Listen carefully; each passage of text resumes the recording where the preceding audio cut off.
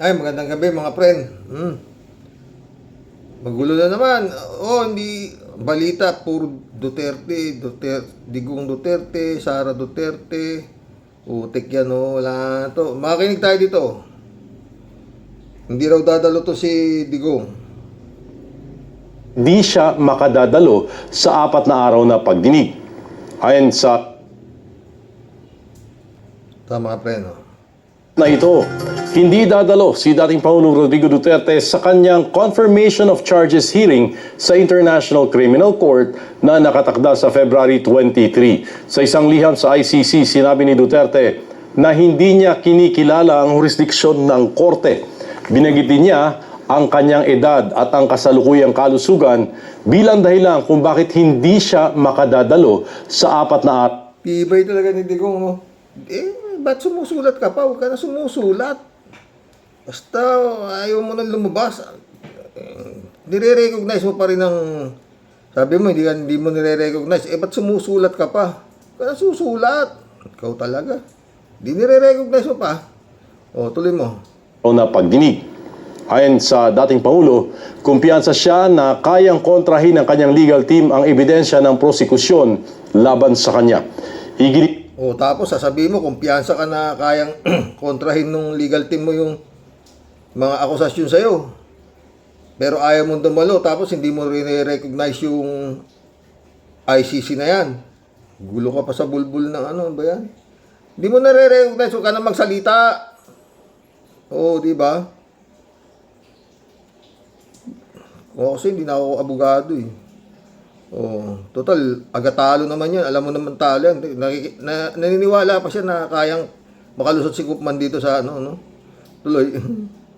Ni Duterte na ang mga paratang na siya umano'y namuno sa libo-libong pagpatay sa kanyang termino ay isang kasinungalingan na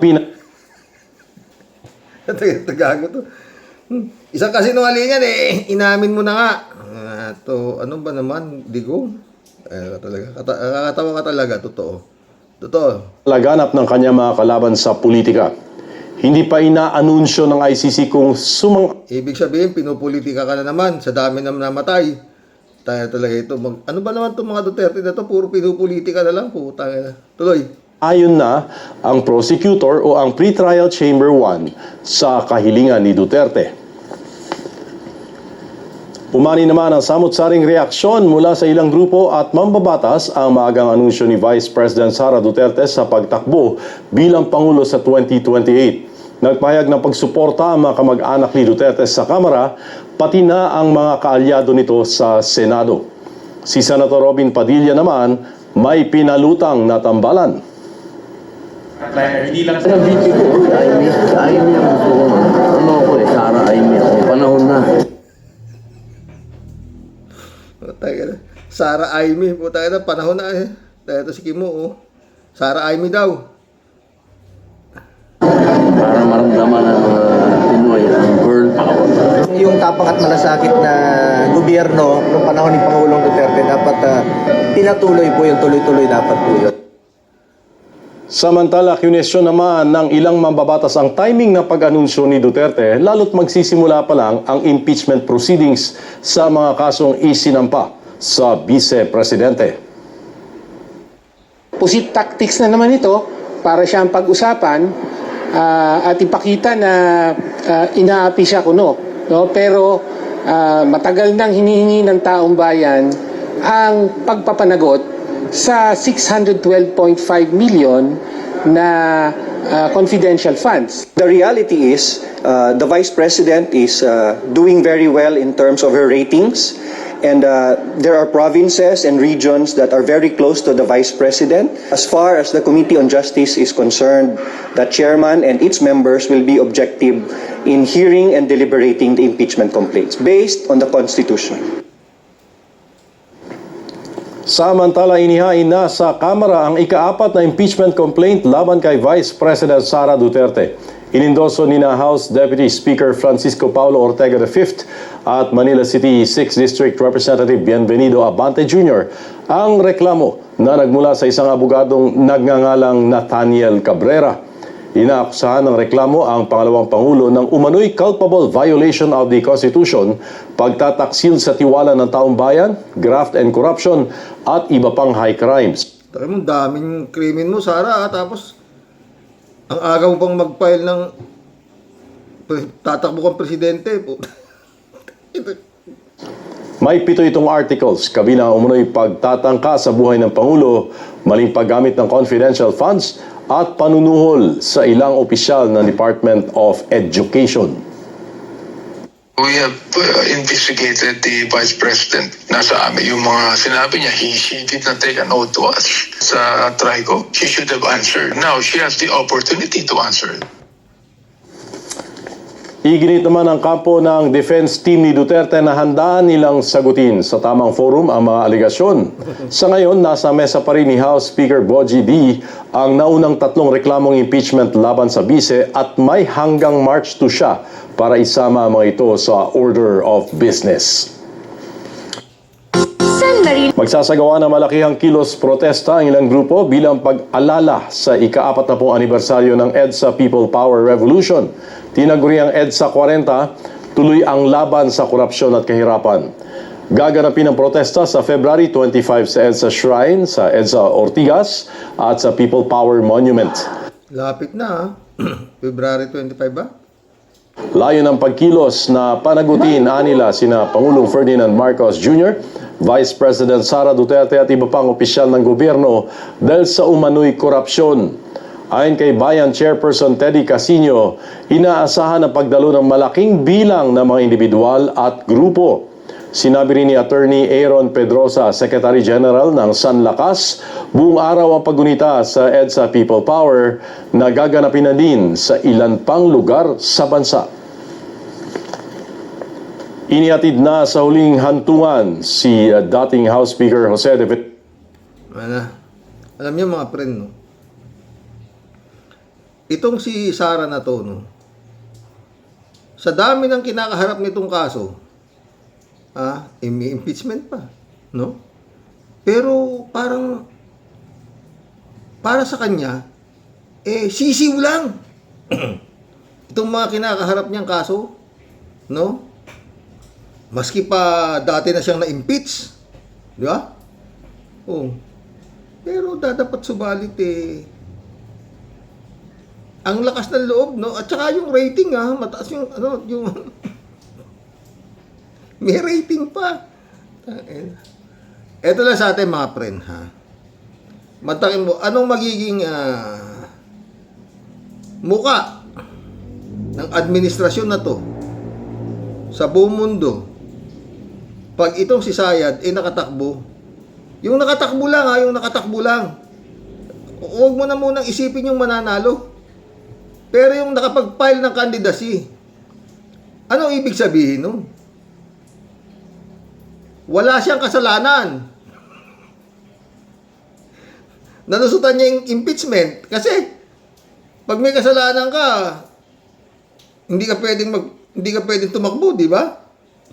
Not unless na hindi ka pa napuproven guilty. Kagaya nila Kibulog. Oo. Tsaka nito si Duterte. Maski na nakakulong na, nakatakbo pa. Tanginang, anong klaseng sistema kasi to? Ha? Nakakulong na, pinatatakbo pa. Bakit? Hindi pa raw napuprove na guilty. Tanginang yun. Paano kung na-guilty? Kagaya nanalo si Digong. Landslide. Paano kung na-guilty? Si Kibulog. Paano kung nanalo si Senador yan? Si Son of God. Hindi ba pwedeng baguhin yan, mga friend? Yung sistema na yan. Pag may kaso, maski hindi pa guilty, huwag mo na patakbuhin. Kasi kaya nga may kaso, kaya nga nakakulong, may probable cause, di ba? Ba't patatakbuhin mo pa? Tangin yan, ano ba yan? May probable cause, ibig sabihin pwedeng guilty siya. Kaya nga may probable cause, kaya nga na warrant of arrest bakit kailangan pa alam mo naman ang sa Pilipinas, gaano katagal, o kagaya ngayon, hanggang si Kibulog, hindi pa yata nadidesisyonan kung guilty or not guilty. Mantakin mo yan, yan ang magiging dyan, mga friend. Ha? Para, pag nakatakbo ato si Sayad, ibig sabihin, nalusutan niya yung impeachment. Ganong kaliwanag yun. Yung dating nag-impeach sa kanya na Kongreso, ngayon, nalusutan niya na, hindi na siya na-impeach. Ganun ba yun? O, tangina. O other way around na ma-impeach man siya sa Kongreso, ilulusot siya sa Senado. Bali, lalabas, ganun lalabas na maski na-impeach niya si Sayad sa Kongreso, at hindi siya in-impeach sa Senado, final say yata Senado O butuan sa Senado. Di ba? Di wala rin siya. Yung mga kasong sinampa sa kanya, nila Trillanes, bank accounts niyan, asa na? Sa bagay mahaba pa. Meron pang mahigit 2 taon, no? Bago hindi lang. Wala na, 2027, pwede na mag-file ng candidacy, di ba? Di ba? So, maliit na yung chance, 2026, di ba? Pag nakapag-file yan, ibig sabihin, malinis siya. Ang gulo, no? Mga friend. Nakakatawang, nakakabuisit na nakakalukulo, no? Ito naman si Digong. Tangin ng Digong. Ito na lang kay Digong, mga friend. Pag si Digong, hindi na sintensyahan sa ICC, wala na siya pakialam Sabi niya tanggap niya na raw, maski mamatay na siya sa kulungan sa daig. maski mamatay na ako dito, hindi ko nare-recognize yung ICC na yan. Hindi niya nare-recognize, pero sumusulat siya, humingi siya, kung di mo nare-recognize, huwag ka na sumulat, basta ayoko. Ba't kailangan susulat ka pa? Doon natin malalaman kung paano ngayon i-handle ng International Criminal Court ang isang baliw. Nakagaya ni Digong. Ngayon, kung lulusot yung gano'ng style ni Digong na lulusot na rin lahat yung mga nakapreso doon sa sa International Criminal Court, di ba? Ganun lang pala ayaw ko na pupunta dyan. Hindi ko nire-recognize yan. Maski na nakakulong na doon, di ba? Ano ba yan? Mga boss. Wala. Yun yan mga friend Yun. Pag nakapag-file si Sarah, ibig sabihin na walang halaga yung mga libu-libong pahina ng mga isinampang kaso na katakot-takot.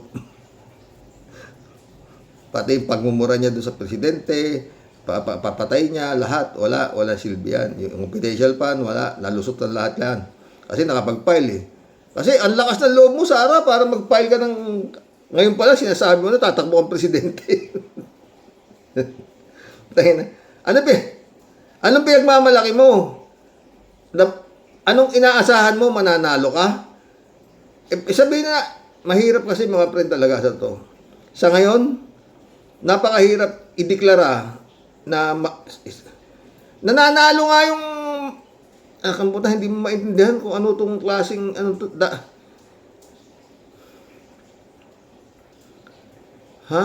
Si Kimo, number 1 senador, tignan mo.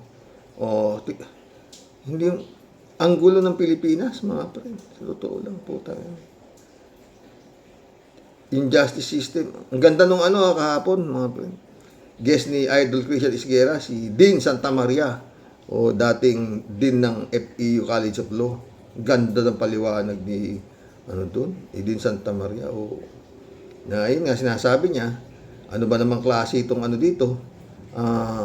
Sistema ng ating hudikatura. Diba? Sabi, mantakin ba ka si Erap guilty ka sa plunder na pardon Yun ang problema sa atin Kayang magpardon ng Pangulo. Di ba?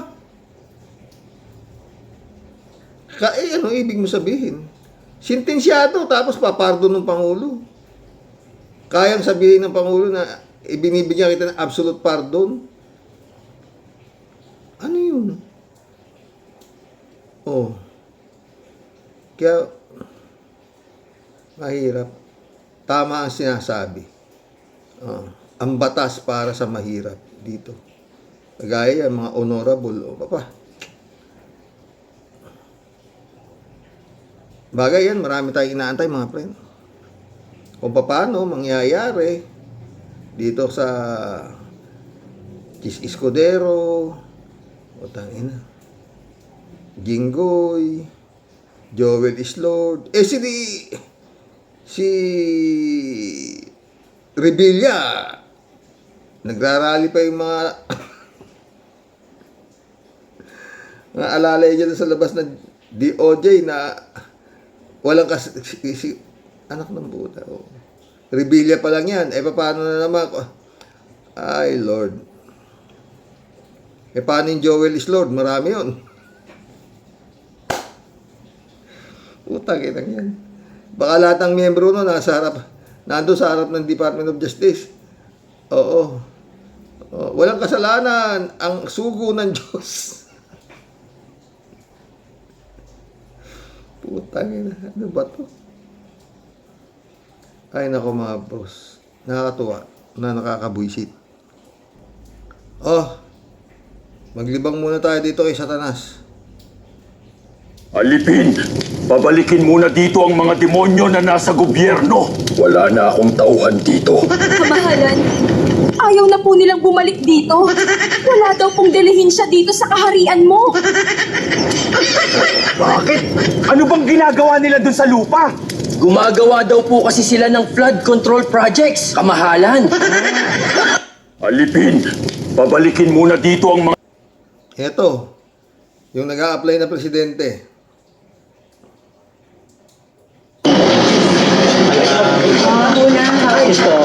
Babalang muna natin yung mic, sir.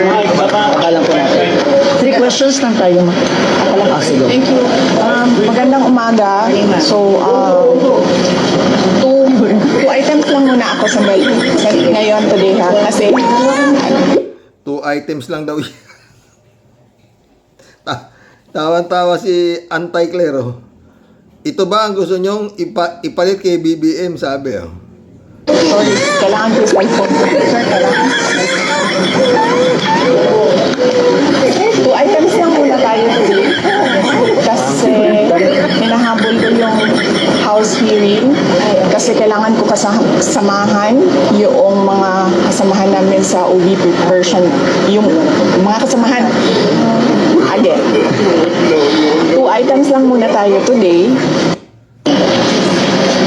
Antakin mo sa halip na 2 questions, 2 items muna daw tayo today. Putang, ano ba to?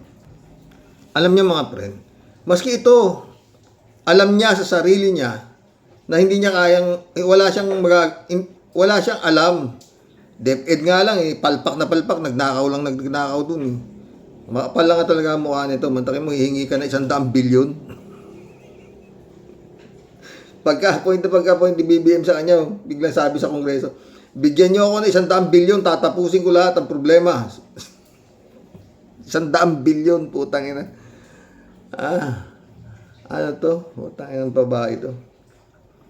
Maski siya alam niya Oo. Hindi lang natin alam, ang hindi natin alam, kung ano ang sinasandalan nito na nangangarap, hindi siya pangarap para sigurado siyang mananalo siya no? The way na magsalita silang magkakapatid no? Oo. Nananalo naman, di ba? Tignan mo, putang na yung, maski na nakakulong na nga yung ama nito landslide pa Eto pa tignan mo. So in your lives, there will be a lot of adjustments that you need to make. Wow. You need to have a plan A, a plan B, a plan C.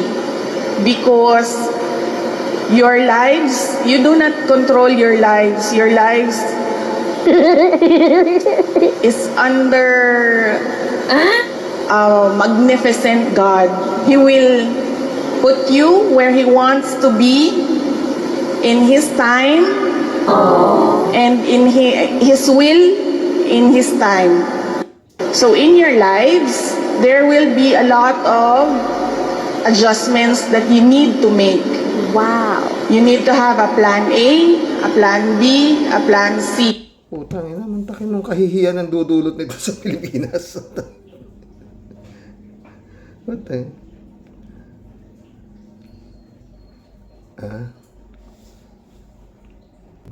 Ay nako mga friend.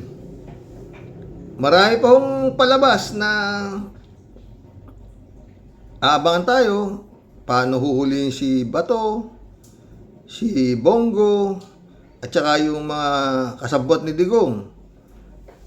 Di ba? Sa double barrel. Oh, yan ang mga inaabangan natin. Oh, kung paano.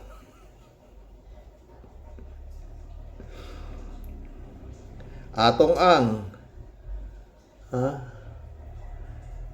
Yung ba isa? Si Bantag. Yung ba isa? Saldico. Yung ba isa? Si Harry Roque. Yung ba isa? Wala. Ay, Panginoon. Basta mag-abang lang tayo mga boss kung ano na talaga mangyayari dito. Oo. Basta lang, pag si Sayad ay nakapag-file lang ng candidacy. Hindi na sinisiguro mananalo. Basta nakapag-file siya ng candidacy. Ibig sabihin, nalusutan niya lahat ng akusasyon sa kanya. At napatunayan niya. Kaya siya nakapag-file ng candidacy. Kasi, totoo ang sinasabi ko na pinupolitika lang nila ako. So, napatunayan ko na natalo ko sila. Hindi nila ako na-impeach.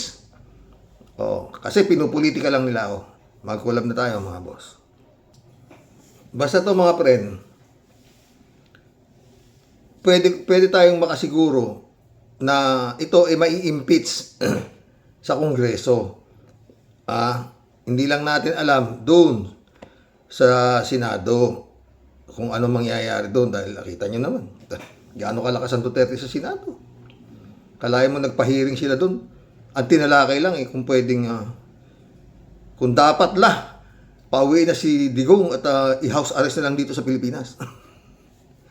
Biyag aksaya ng panahon yun, di ba? Para maipakita lang ng mga senador na kailangan ng bansa si Duterte na ibalik dito, di ba? Pag hindi ho yan na-impeach sa Kongreso, putang ina, maraming tarantadong pumirma nung araw na in-impeach siya. Ngayon, ayaw na sila pumirma. Putang ina. Malaking kabaliwan na yan. Sobrang katarantaduhan na, di ba? Kaya, malamang talaga ho yan, may impeach yan sa Kongreso. Doon, Senado, yung final say, doon, magkakatalon ron. Pero, ang ano lang dito, lalabas lahat ang baho nito. Lalabas lahat. Kaya lang, ano ba ang ginagawa? Kasi dapat, nakapris na yung mga ari-arian yan. Ano ba? Ginagago na, meron ba naman putang, salin niya, ganun lang tapos ay naku, ewan. Kung anong nangyayari dyan, di ba? Kulab na tayo mga boss. Jokiano, shout out. Karox, sayang oras dyan. David Alimindoa, shout out. Tama po, ka-warriors. Totoo nga, di ba? Kalat ni Baya, shout out, Good afternoon, Kasani Nax. Early bird tayo ngayon, Ganun pa man. Kurutin mo ng pinong-pino ang singit ng mga ungas. Ayan, kurutin mo sila. God bless your family. God bless Kalat ni. Michelle Edwin Mike, shout out, my friend, John McKay, shout out. Kapal naman ang mukha ng worst BP na yan na magsabi ng ganyan, bobo at tanga na lang ang naniniwala sa drama niyan. John McKay. Dito sa Pilipinas, 10-5 ng bobo rito. 10-5. Shirley Jaser, oh. Wala talaga ito. May saya talaga, Karox. Tama sinasabi ni Senator Trillanes at Ramon Tulfo. Pag yan ang naging presidente ng Pilipinas, naku po, ewan ko lang kung anong mangyayari sa mga mangmang na mamamayang Pilipino. Mas matindi pa malamang sa kanyang ama. Totoo, ah. Kinrab, shout out. Good PM, Karox. Nagpapanggap naman ng anghel ng demonya. Totoo nga, parang tanga lang eh, no? Ina niyan. Shirley Jaser, oh. Hindi nila padadaluhin sa court sa sobrang kahihiyan. Baka pag nakita niya yung mga dati niyang tauhan, baka atakihin na yan. Pag kasi takot dumalo, ibig sabihin, may kasalanan ka talaga. Yun nga, hindi naman talaga siya dapat dumalo eh. Nung pa sinasabi ko na sa kanya eh. Oo, kuha ka pa ng abugago eh. Crisop, shout out. Sumagot si Crisop. Yun ang totoo. Yung kahiya-hiya talaga sobra si Dutae pag humarap sa trial. Nakapaligid lahat. Nag-witness, baka multuhin pa yan ng mga pinapatay niya. Totoo yan, ha? Aika Pitalber, shout out. Baka hindi naman patawad, kundi patuwad. Welcome to the club, Aika, ha? Pastor Joffrey, shout out. Lenny Risa, Bomb Secret, DD shit. Jopilm, shout out, ha.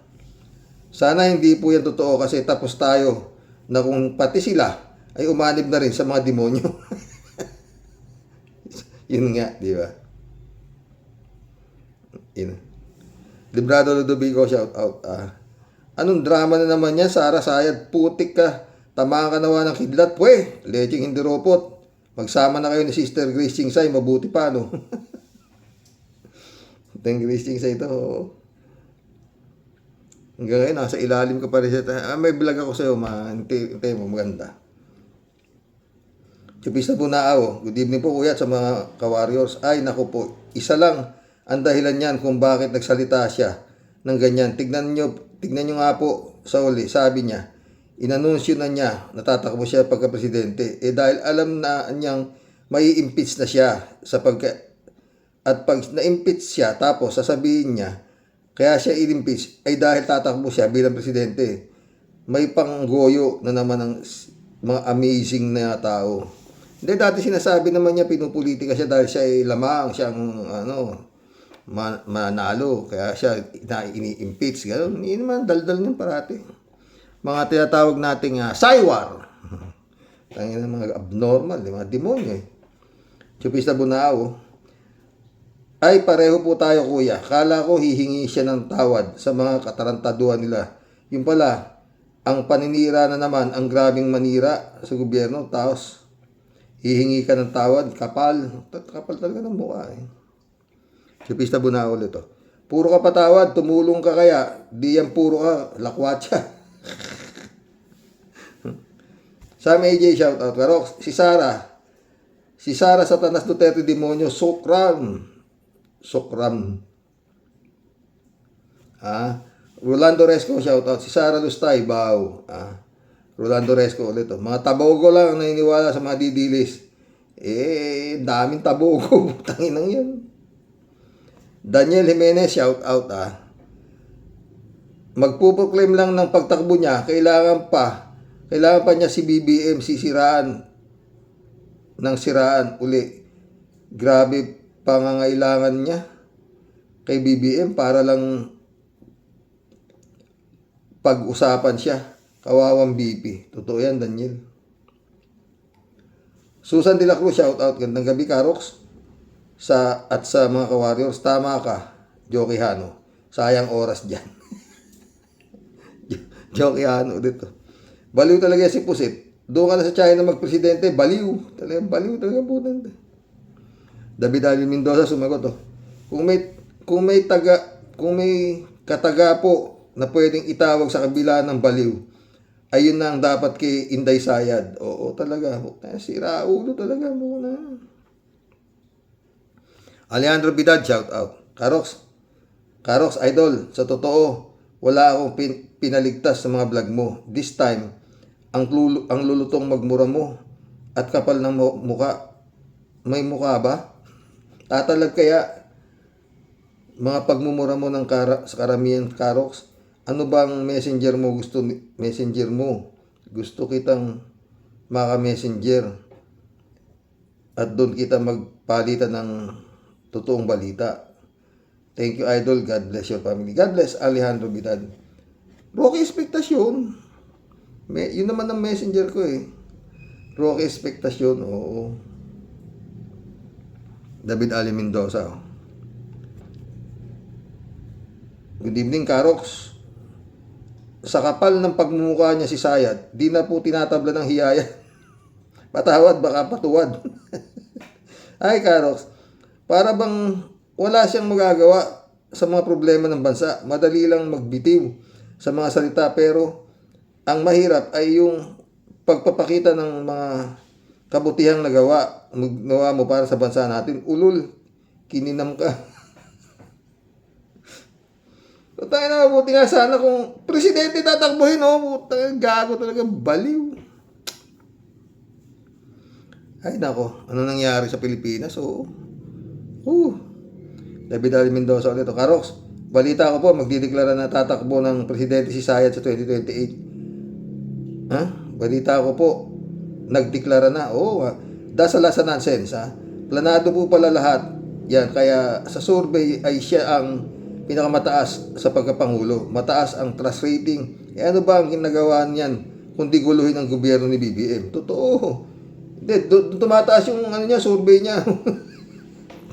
Tayo na mga to, surveyor na to. Tayo na kayo, hindi kayo nahihiya eh. David Ali Mendoza ulit. Ano daw po, Karox?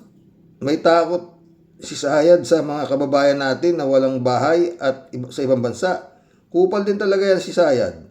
Problemahin nyo yung mga nandyan sa Pilipinas na walang matitirhang bahay o maglunsad siya ng pabahay para sa mga Pilipinong nasa laylayan. Kinukuha niya lang po ang mga simpatya ng mga kababayan nating OFWs. Kung sino man ang gumawa ng speech ni Sayad ay may sayad din sa pag-iisip. Totoo yan, David. David Ali Mendoza. Any question, Karox? Next time na lang po. Na kay JP daw yung kabuuan ng speech ni Sayad. Kaya si JP na ang sasagot na mga question nila. Mahilig kasi kayo sa chismis ni Sayad. Kaya ayan, nga tuloy kayong lahat. Diba? Question, bukas kayo sabi ni Sayad. Ano kayo, gago? Mag-question, no more question. Allergic sa question ng putang ina. Ay! David Ali Mendoza ulit. Dapat dumalo si Digugong sa confirmation hearing ng ICC para doon siya magwala at ipakita ang tapang niya. Hindi na. Okay, talaga sobra tapak eh. Handa na raw siya mamatay doon sa kulungan eh. Oo. Bahala na raw yung mga abogado niya. Alam niyo, Karox, sampalataya ko talaga. Kaya di pinadalo si Inutil sa hearing niya. Baka magsasalita na naman niya ng ibida doon ang mga kabalbala na pinagagawa niya, na pati patutoy niya ay pinagmamalaki pa. Totoo. May sira ulo, putang ina niya, presidente. So nakita presidenteng ganyan. Laki raw yung titi niya, kung di ba gago. Grace Panis, shout out. Akala niya siya ang panalo, kaya lang naman nanalo sa apelyido mo dahil ang pamilya niyo naging pangulo ng Pinas. Hari kayo ng kurakot. Kunwari matapang na tao. Mga balasubas naman. Totoo. Whiskey, shout out Sa dami ng palsong gawa nitong si Sayad, may naniniwala pa ba dito? Marami. Sila sabit. Oo.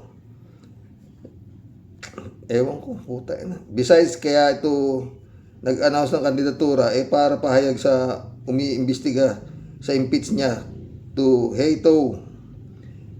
the line guys or else. Totoo.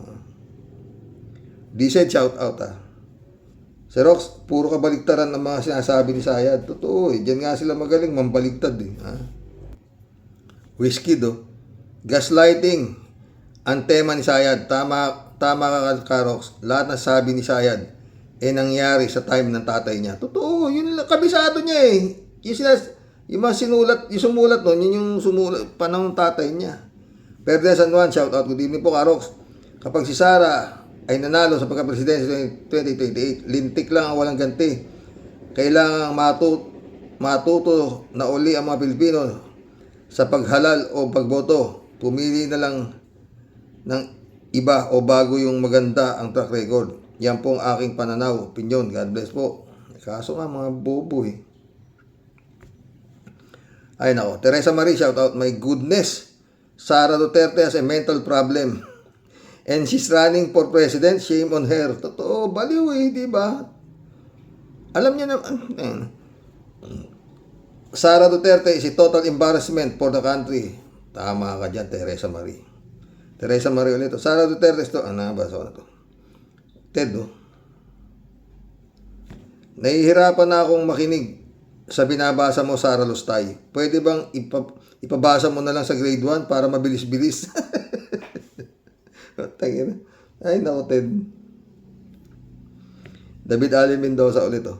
Tama si Atty. Enzo at Idol Bad sa mga sinasabi nila ukol sa pagdeklara ni Sara Jing Potpot ng pagtakbo niya sa pagka-presidente 2028.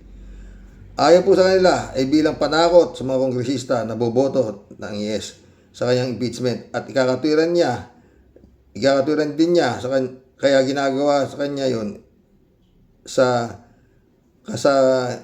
dahilan ng tatakbo siya presidente 2028. Basang-basa naman na kahit ordinaryong tao ang ginawa niya, sinong uululin niya kundi yung mga kampon niya. At saka kahit maging presidente siya, di pa rin niya mapapakawalan sa dahig ang inutil niyang ama. Doon na yun mabubulok. Makakauwi lang sa Pilipinas yan kapag nabuo na niya ang magiging sentensya sa kanya ng ICC.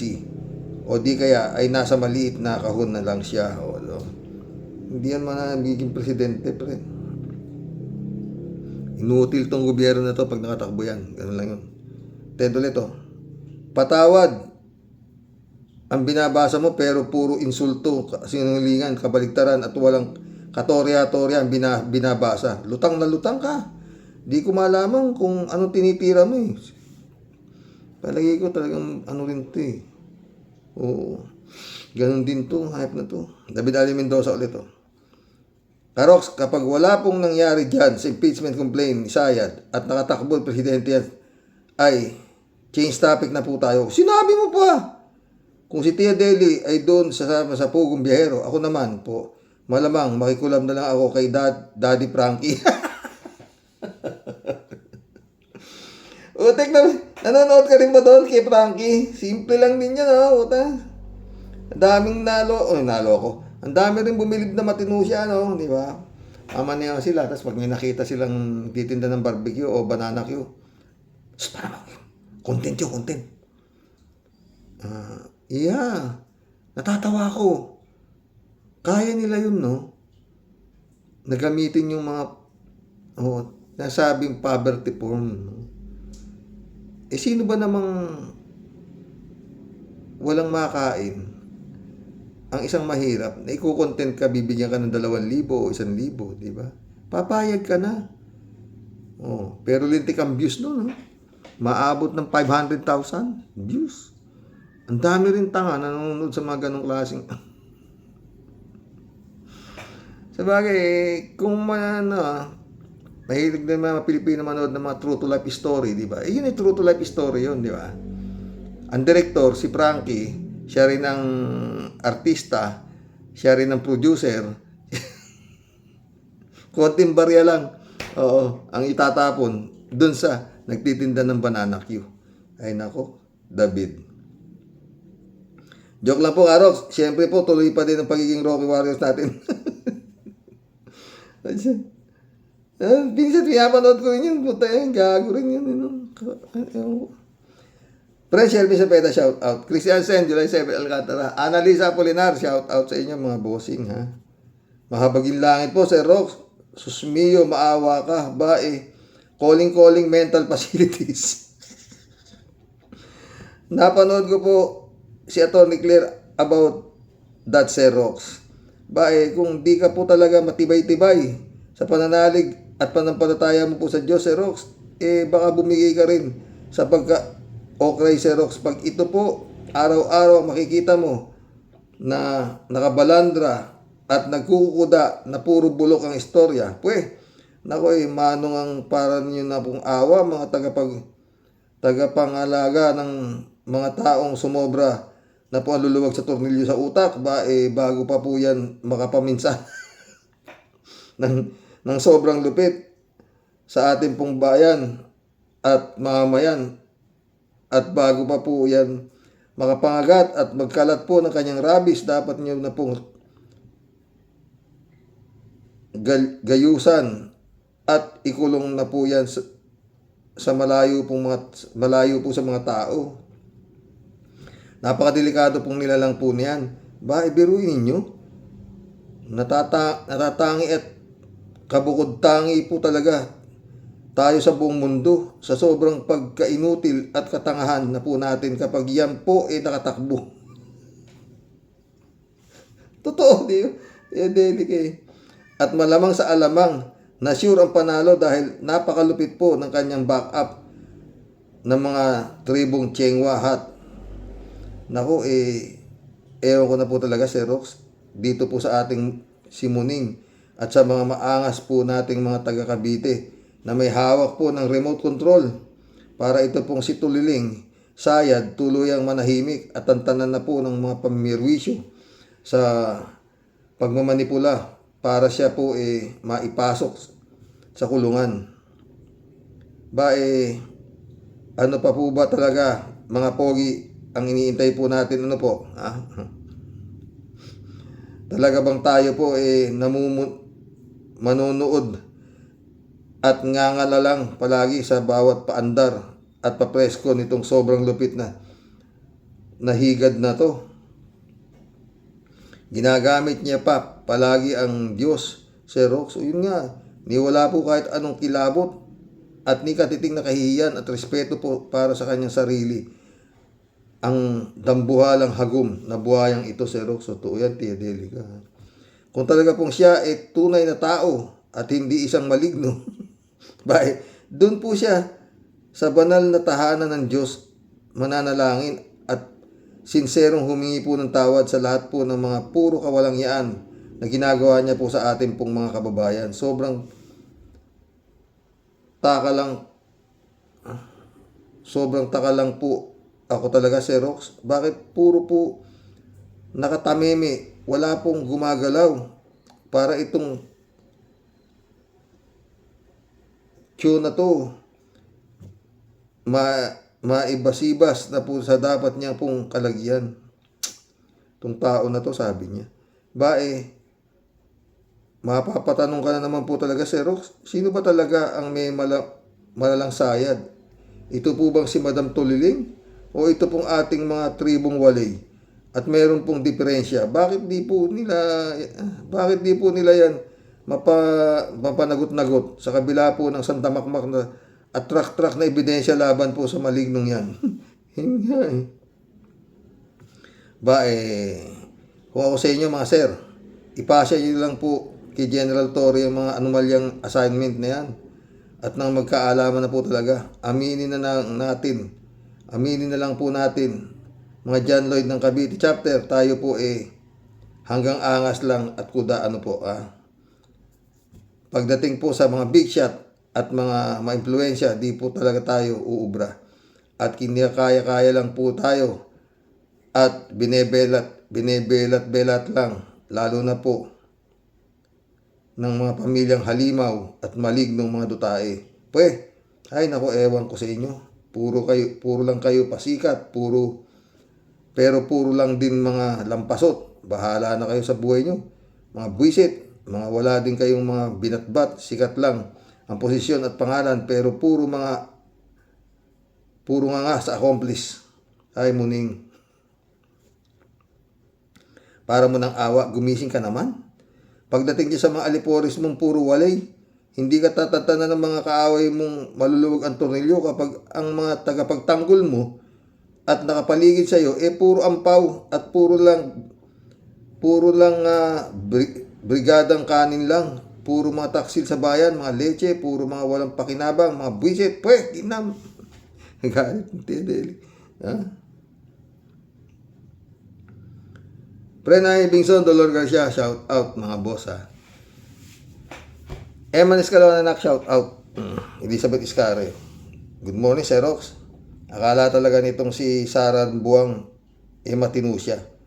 Sa mga salita pa lang nito, parang di abogado at parang nasa grade school lang. Ang dating nito, totoo. Sa konting speech lang, dapat pa ba itong basahin? Ubod ng bobo at matino ang akala niya sa sarili niya. Totoo. Akala niya matino siya. Eddie Luna, my friend, shout out ha. Elizabeth Iscare ulit oh. Tingnan mo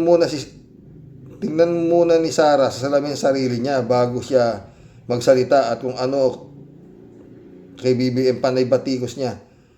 Mga anomalya daw ni BBM.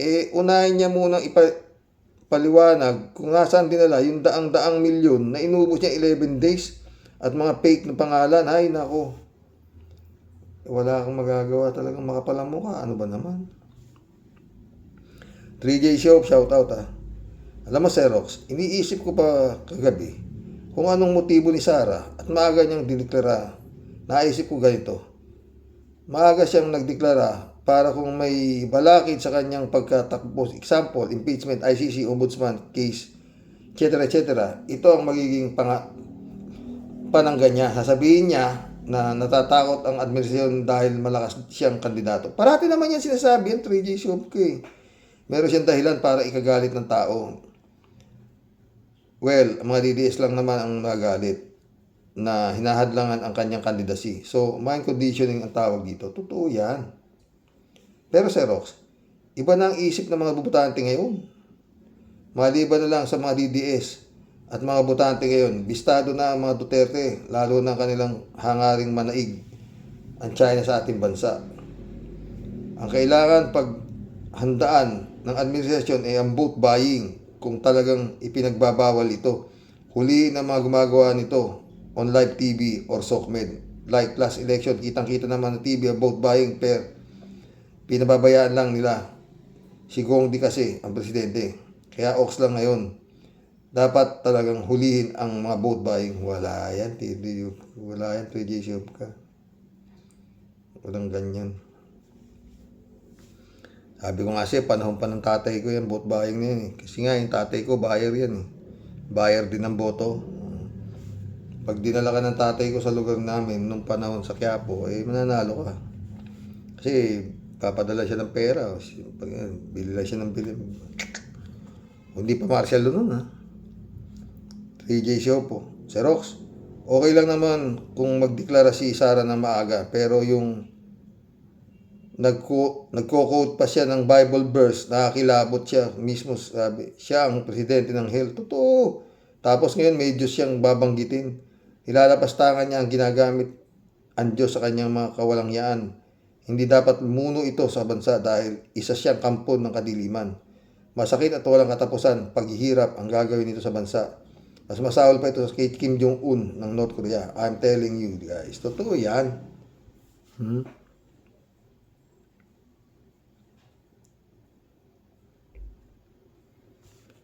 DJ Show ulit, tama si Ka Enzo. Yung tinatawag sa Nasara Surge, yan ay estilo upang takutin ang Kongres, Senado at mga politiko para bagang sinasabi niya na siya na ang panalo sa 2028 at lahat ng kumakalaban sa kanya pati dila nila may latay. Kaya nga baka nga tapos na baka naka-program na Oo, tangina. Confidence siya na mananalo dahil dadayain ng eleksyon. Sinabi mo yan, nakakalibrate na ang computer, nakapwesto na ang mga salarin, at nakaamba na ang pagpalakol ni Sara para sa mga kumakalaban sa kanya. Sinabi mo pa. So, anong dapat natin gawin para maiwasan ito? Una sa lahat, ang taos-puso nating dasal, sa ating totoong Diyos na buhay at Diyos na lumikha sa ating manalangin tayo ng taos puso na hindi magtagumpay ang kampo ng kadiliman. Natulungan tayo ng Diyos na makawala sa bangis ng mga Duterte. Actually, wala na silang bangis 3J Soap Pero duda ako sa galaw nitong mga MBI, Ombudsman, DOJ. Kaya mo na yung Supreme Court. Automatic na yun 13 ba naman yung appointee niya doon?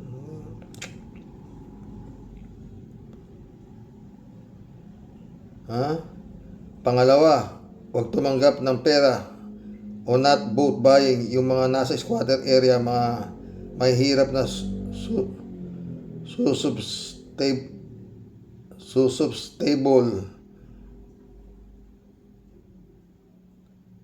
sa vote buying. This time, panaigin ang konsensya ng huwag iboto ang walang yan. Wala yan. Ang mga barangay captain, ito ang tinatarget ng mga congressman para masiguro solid kanilang barangay na boto. Yun nga. Dapat ang mga barangay captain makonsensya at huwag tanggapin ang suhol. Naku, posible. Para takutin ang kanilang barangay kung hindi boto ni Duterte. Ito naman talaga ang pinaka-effective na gawin ng mga politiko, suhulan ng mga barangay. Totoo. Pangatlo, ang armed forces, mga businessmen, mga simbahan at mga taong bayan ay magkaisa kapag talagang umabot na sukdulan ng gagawin ni Sara ay China 28. There is no more way to counter the monster sa katauhan ng mga DDS. Totoo yan, friend.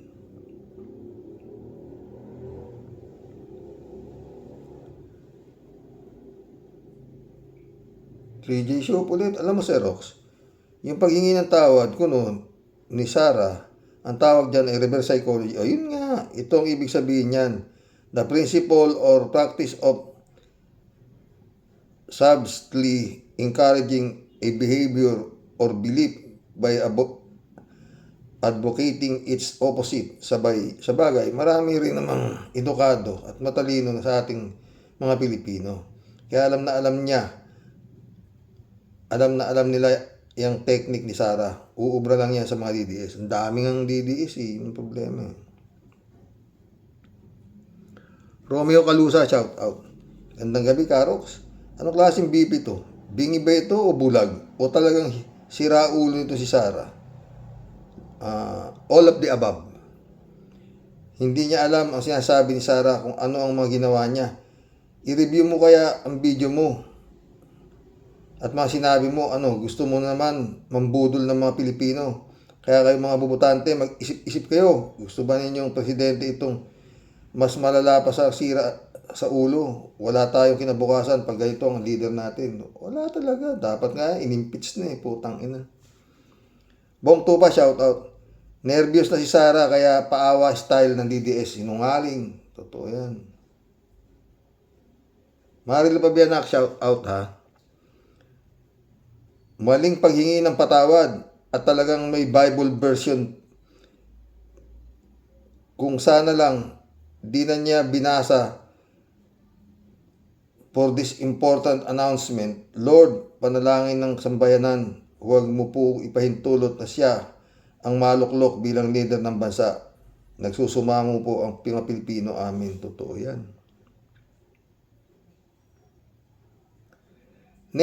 Shout out. Tama ba pronunciation ko? NHE kasi. Nakaitim pa. Ibig sabihin, lungkot ang 2028 sa kanya. It won't happen. Totoo yan, friend. Diyan, Dimango, my friend. Shout out. Mission accomplished, mga boss, ha. Hanggang bukas po muli. Oo. Ay, nako. God bless. Basta yun lang. Yun lang abangan natin yung mga sinasabi ko. Marami pang balita pero dito tayo nakatutok dito sa mga Duterte na to. Ito pinakamahalagang balita Kung bakit ayaw namang galawin yung mga kaso sinampan ni Trillanes. At basta ganun lang yan, mga friend. Pag nakatakbo yan, putang ina, inutil tong wala nangyari, putang. Si Duterte, siguradong pag hindi pa nasintensyahan yun, naku, Diyos ko. Good night. God bless.